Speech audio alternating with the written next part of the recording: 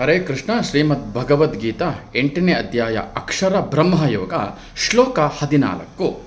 ಅನನ್ಯ ಚೇತ ಸತತಂ ಯೋ ಮಾಂ ಸ್ಮರತಿ ನಿತ್ಯಶಃ ತಸ್ಯಾಹಂ ಸುಲಭಂ ಪಾರ್ಥ ನಿತ್ಯಯುಕ್ತಸ್ಯ ಯೋಗಿನಃ.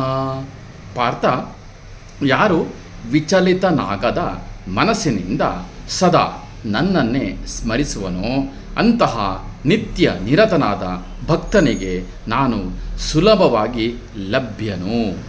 ಅಂತ್ಯಕಾಲದಲ್ಲಿ ಭಗವಂತನನ್ನು ಸ್ಮರಿಸುತ್ತಾ ಈ ಪ್ರಪಂಚವನ್ನು ತ್ಯಜಿಸಬೇಕಾದರೆ ಬದುಕಿರುವಾಗ ಚಿತ್ತವನ್ನು ಭಗವಂತನ ಮೇಲೆ ಇಟ್ಟಿರುವ ಅಭ್ಯಾಸವನ್ನು ಮಾಡಿಕೊಳ್ಳಲೇಬೇಕು. ಅಲ್ಲಿ ದೇವರಲ್ಲದ ಅನ್ಯ ವಿಷಯಕ್ಕೆ ಅವಕಾಶ ಇರಕೂಡದು. ಅನ್ಯ ವಿಷಯವಿದ್ದರೂ ಅದು ದೇವರಿಗೆ ಇರಬೇಕು. ಜೀವನದ ದ್ವಂದ್ವ ಅನುಭವಗಳ ಮೂಲಕ ಹೋಗುತ್ತಿರುವಾಗ ಅವನನ್ನು ಮಾತ್ರ ಅನುಗಾಲವು ಚಿಂತಿಸುತ್ತಿರುವವನು. ಎಂತಹ ದುಃಖ ಬಂದರೂ ಭಗವಂತನನ್ನು ಮರೆಯುವುದಿಲ್ಲ, ಎಂತಹ ಸುಖವನ್ನು ಬಂದರೂ ಸಹ ಭಗವಂತನನ್ನು ಮರೆಯುವುದಿಲ್ಲ.